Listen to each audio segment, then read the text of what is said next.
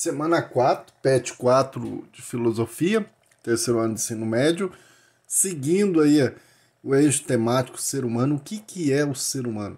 Nós vimos elementos como consciência, dualismo, monismo, se mente e corpo estão relacionados, são distintos, um afeta o outro. E agora, nessa semana, trazemos novamente, havíamos já estudado Freud em outros momentos, e agora aparece novamente dentro dessa temática o que é o ser humano, porque Freud traz um elemento importantíssimo para reconhecer aquilo que talvez na época foi uma revolução muito grande, que é o inconsciente, que seriam um elemento constituinte aí da nossa consciência, né? Do nosso reconhecermos como pessoas, até mesmo para perceber que a consciência em si ela tem limites. Todos nós, em sonhos que temos, sempre a gente reconhece que há elementos estranhos. O que acontece quando sonhamos? É um descarrego daquilo que a gente viveu, ou tem símbolos. Hoje há bom tempo já se começou e hoje temos aí muitos estudiosos em diversas áreas que se dedicam aos sonhos. Muitas pessoas tentam interpretar com diversas ferramentas e vamos olhar aqui aquele que trouxe essa ferramenta para nos conhecermos melhor, ligando elementos aí em relação principalmente aos nossos desejos, né? Desejos sexuais que estão incutidos aí na nossa mente ou no nosso chamado inconsciente. O Freud ele foi então o inventor da psicanálise. Ele reconheceu que a razão não é tão assim senhora do que a gente habita aí na consciência nossa. E o chamado id, ou inconsciente, coloca aí o projeto de emancipação do homem pelo conhecimento racional que coloca na parede, né? Essa empreitada iluminista, que sempre colocou a razão como aquela que esclarece e ilumina. Freud ele mostra que há limites nessa consciência e por causa disso ele causou muita revolução na época, até escândalos, né? Principalmente quando ele associa esses desejos mais íntimos nossos, que são os desejos sexuais. Você nunca sentiu que às vezes sua mente parece esconder uma parte de seu ser da outra parte de seu ser? Então é uma questão aí colocada dentro do PET, que faz parte aí desse desvendar de Freud da consciência. Será que não existe algo? Porque o nosso psicológico é interessantíssimo, por isso que a pessoa que... Aí nós retomamos lá um pouco a frase de Sócrates, né? Conhece-te a ti mesmo. Tem outras perspectivas, mas aqui nós podemos perceber que a gente conhece pouco de nós. E não basta conhecer somente pela consciência. Freud vai nos mostrar que é preciso nos perceber em nossos atos falhos, né? A gente vê sempre juntos, Freud e Jung, os dois juntos. Jung é da época também, do contexto da época de Freud, mas ele tem uma contribuição junto com enquanto Freud ele se dedica à psicanálise, o Jung ele também depois vai contribuir com a psicologia analítica, né? Vamos ver, a psicanálise é uma disciplina que consiste basicamente em uma teoria da mente, da conduta humana vinculada a uma técnica terapêutica para ajudar as pessoas que apresentam problemas psicológicos ou psiquiátricos. Quem já fez terapia sabe, é muito interessante, e também tem gente que quando vai ter a primeira experiência acha um pouco estranho, porque sempre a gente tem uma mania de ir atrás de gurus ou pessoas que nos deem respostas. Numa terapia, numa psicanálise, o, aquele que é o profissional, ele não vai te dar as respostas, você mesmo que vai, ele vai te ajudar a conduzir essas respostas. Então, muitas vezes é mais a gente que fala e mais nós mesmos que vamos percebendo o que encontra. Então, um elemento importante é a interpretação, e ele se baseia nesse método de associação livre, em que nós, como paciente, a gente expressa que vem à nossa mente, falando e associando as palavras e ideias livremente, sem crítica ou preocupação de ser coerente.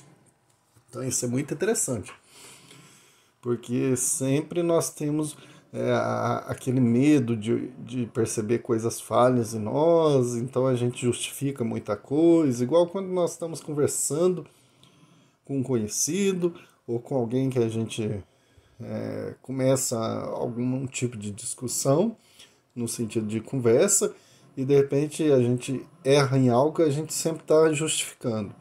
E é importante, na terapia você não precisa ter essa preocupação de ter coerência, de ter crítica, mas são essas falhas que mostram realmente quem nós somos. É por trás disso que está aí as nossas ações de forma inconsciente, né?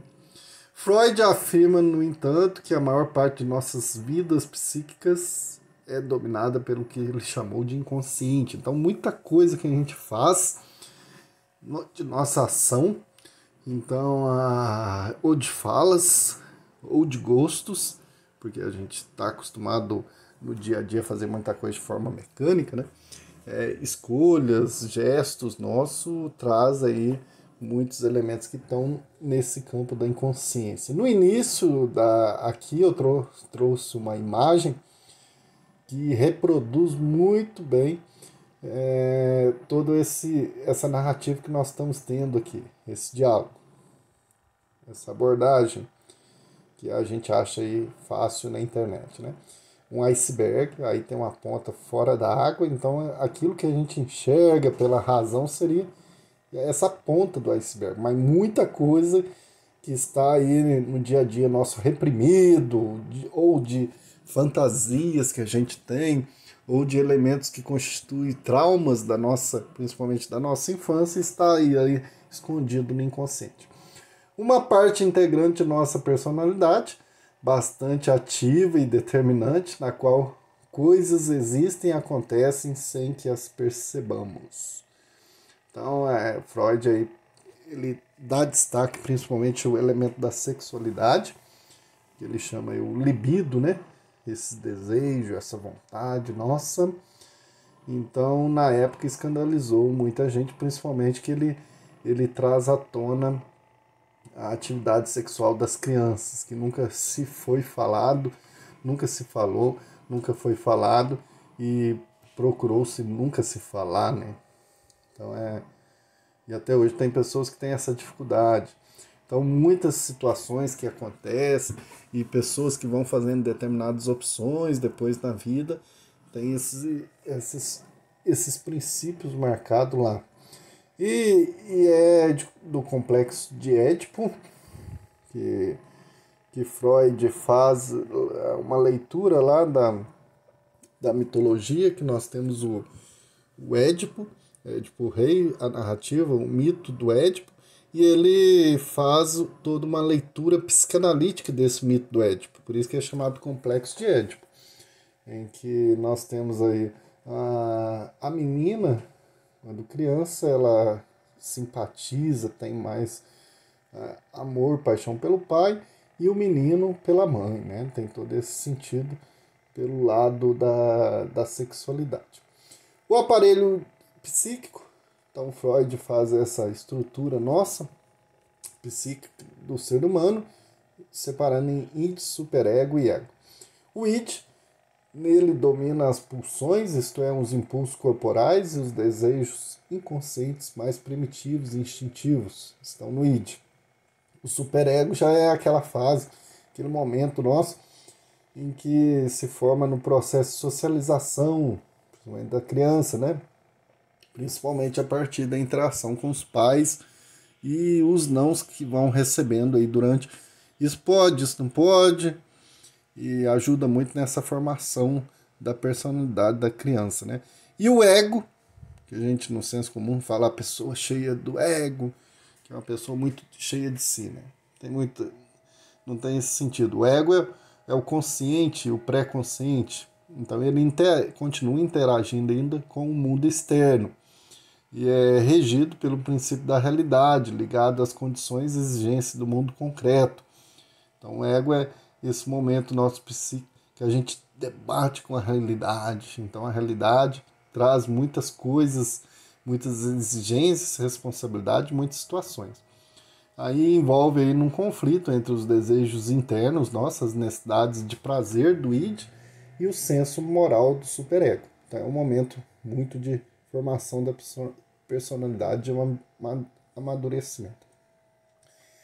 Então, de acordo com a teoria freudiana, trazer à consciência esses conceitos reprimidos e entendê-los ajudaria o indivíduo a lidar com seus medos e inibições e a se adaptar da melhor maneira possível à sua realidade concreta no presente. É claro que depois muitas correntes vão vir posteriormente, vai contribuir mais ainda, mas assim, quando a gente estuda, aprofunda um pouco de Freud, consegue entender muita coisa. Esse estudo do inconsciente faz com que entendemos muita coisa em nós. As atividades da semana 4, nós temos aí questões objetivas e abertas. Então, nós temos uma objetiva e uma aberta. A primeira sobre o inconsciente, sobre Freud. A segunda também, num pequeno fragmento aqui, a partir do trecho citado aí do contexto dessa semana, redige um texto justificando a ideia defendida por Freud que a cultura não torna os seres humanos felizes. Então, que a gente possa fazer um bom estudo, uma boa leitura aí, muito importante para o conhecimento que é o ser humano. Bons estudos, boas atividades e até a nossa próxima aula. Um abraço. Essa parte segunda que a gente sempre trata nos vídeos para ajudar os alunos a rever alguma questão de filosofia, para até mesmo retomar os temas que sempre aparecem durante as edições do Enem, ou também para perceber certos termos que é próprio da filosofia e adicionar estratégias para na hora de resolver as questões aí para quem vai fazer o Enem. Vamos pegar novamente uma questão de 2017, uma questão tratando aqui sobre ética e moral, a corrente filosófica aqui já contemporânea, utilitarismo. Nós vamos ver aqui um dos autores do utilitarismo e para percebermos também que sempre a estrutura das questões do Enem tem um fragmento, um texto junto com a referência, depois o enunciado e as alternativas. Lembrando que tem algumas que vêm com algum desenho, alguma figura, algum quadro ilustrativo, alguma tabela, né? Mas a estrutura segue a mesma. Vamos lá na questão. A moralidade, Bertin exortava, não é a questão de agradar a Deus. Então ele já faz uma crítica aqui em relação à moralidade e à religião.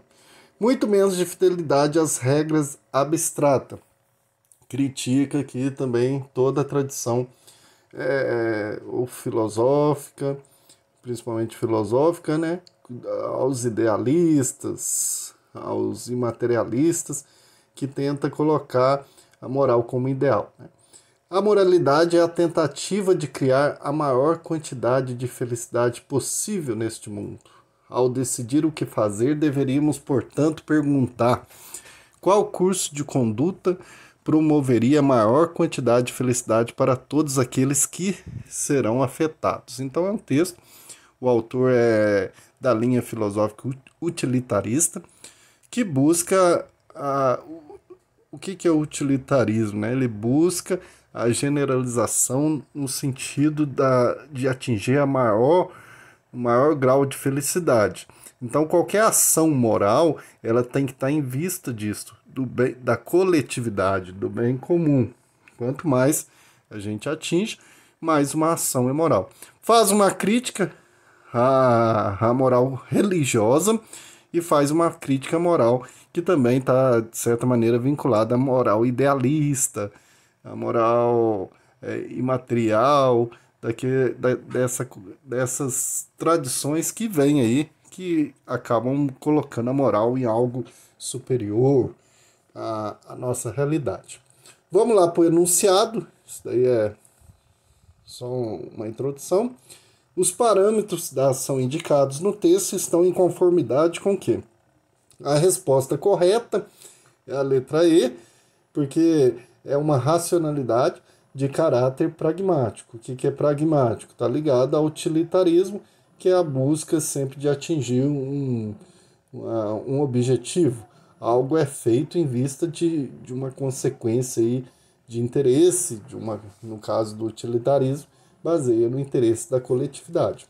O filósofo moderno Jeremy Bentham foi um filósofo político defensor da ética utilitarista. O que é essa ética? Defende que a ação é boa quando ela busca a felicidade da maioria das pessoas de uma determinada sociedade. A ética utilitarista é racional e pragmática. Pragmática porque tem uma ação que tem um objetivo final. Qual que é esse objetivo final aqui? É alcançar a felicidade da maioria das pessoas. Bentham acreditava que o critério adequado para avaliar se uma ação é moral ou não é a quantidade de felicidade produzida. Ele pensava as decisões morais como uma espécie de cálculo racional, onde o agente deveria, para avaliar a moralidade de sua ação, somar a felicidade produzida e descontar a infelicidade. Se o saldo fosse positivo, a ação estaria correta, se negativo, incorreta. Então, o utilitarismo, a própria palavra, muitas vezes no senso comum, de forma pejorativa, a gente, é quando é útil ao interesse egoísta de alguém, né? A pessoa usa alguém, é útil, então ela é utilitarista. Não, aqui a gente tem que perceber que a ética utilitarista, como corrente filosófica, ela tem um sentido da coletividade, o princípio do coletivo, que é ao contrário desse utilitarismo do bem comum, do senso comum, que muitas vezes está em vista de um individualismo. Então, o utilitarismo aqui, ele busca essa coletividade. Quanto maior a quantidade de pessoas felizes, mais essa ação moral, essa ação ética, principalmente a ação como ação moral, ela atinge, então, aquilo que é o objetivo. É claro que tem essa racionalidade. Qual que é a racionalidade desse saldo positivo aí de uma ação? Quanto mais pessoas atingem, deixam feliz, melhor é. Vamos ver por que não é as outras alternativas, né? A letra A, fundamentação científica de viés positivista. Não, positivismo como base aí na ciência ali, século XVII, XVIII, ele busca essa segurança, esse valor definitivo da ciência, em que a ciência, na sua observação, então faz experimentações para chegar à segurança máxima. E no caráter do texto ali, é a busca da felicidade, que não tem a busca ela tem que ser o da coletividade, um número maior máximo, mas é muito incerto se vai atingir tal quantidade, sempre a ação moral, ela pode atingir uma quantidade de pessoas X e ela não tem uma segurança que vai ser sempre aquela quantidade. A questão que é a busca da maior quantidade. A 2, transgressão comportamental religiosa, não é uma transgressão, porque a crítica que se faz ali não é para transgredir a religião. A questão não envolve elementos religiosos, até mesmo porque o contexto é modernidade e a separação da ética com a religião é um dos princípios filosóficos que vai se construindo na modernidade. A C, inclinação de natureza passional, não é passiva, né? Até o texto ele mostra que há uma ação aí ativa que existe, que exige sempre uma ação que possa alcançar esses objetivos, que são objetivos pragmáticos, racionais pragmáticos. E a letra D, convenção social de orientação normativa. Não é uma moral fixa, passiva nem definitiva, pois está aberta a chegar ao maior número de pessoas felizes. Então não é uma norma, não é um... Apesar que no utilitarismo nós temos esse caráter do dever, mas não de convenção social. O dever que é de toda ação ética de buscar a quantidade maior para pessoas felizes, né? E a convenção social ela sempre tem em vista de um grupo de interesse, de um grupo que domina, que está aí influente na sociedade. Então a E é a que condiz mais com esse tipo de ética, que até mesmo a gente vem estudando aí, principalmente quem está estudando o PET 4 deste ano, traz no segundo ano a ética utilitarista junto com o imperativo categórico de Immanuel Kant. Então, para quem está preparando para o Enem, aí é um assunto que sempre volta, principalmente é um assunto atual. Então é importante você estar aprofundando, fazendo leituras, revendo esse vídeo. Boa leitura, bons estudos, boa preparação para o Enem.